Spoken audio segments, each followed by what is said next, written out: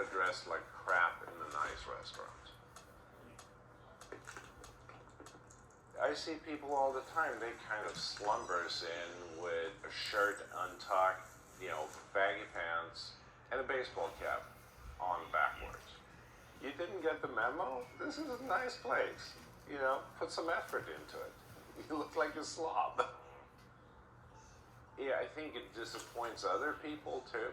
You have somebody coming in celebrating a birthday or an anniversary, and then you look over the next table and you got a guy that looks like he came from a baseball game.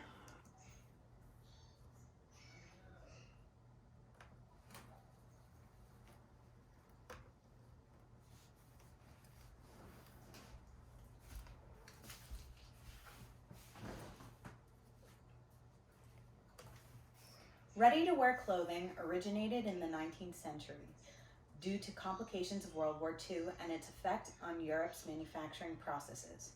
As our society has progressed, clothing has been manufactured in large quantities for the masses.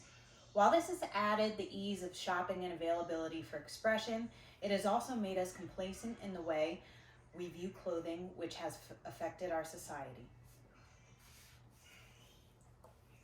Would it surprise anyone here that people from the 1940s and 50s would have one or more dress changes a day if they were going to a public place?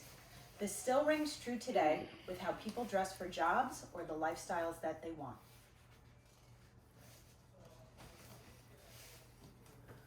Early women speakers would capitalize on simple Quaker dress to change the way their bodies were read.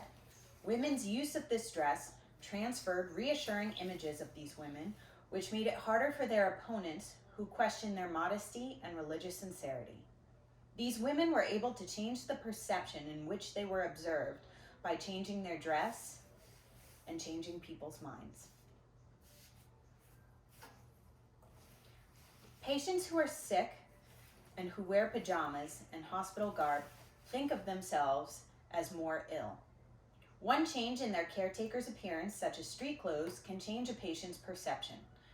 They think of themselves as moving out of the sick role and into rehabilitation. This information has led scientists to realize that clothing influences our state of mind.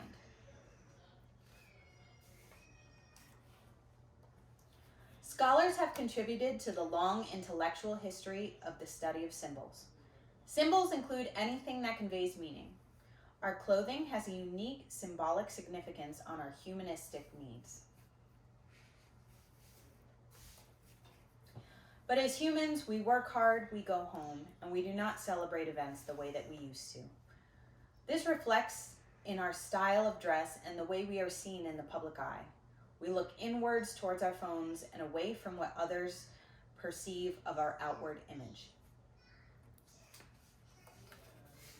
More than ever, we need to celebrate what it means to be human. Because if we stop caring about these humanistic traits, why are we working so hard without celebrating our humanity within ourselves and within our community?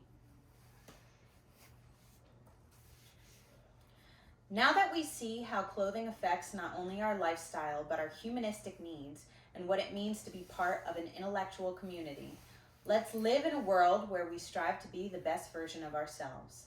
We need to change the way that we look at our impact on society before we become anxiety-ridden, overworked, sweatpants-addicted humans.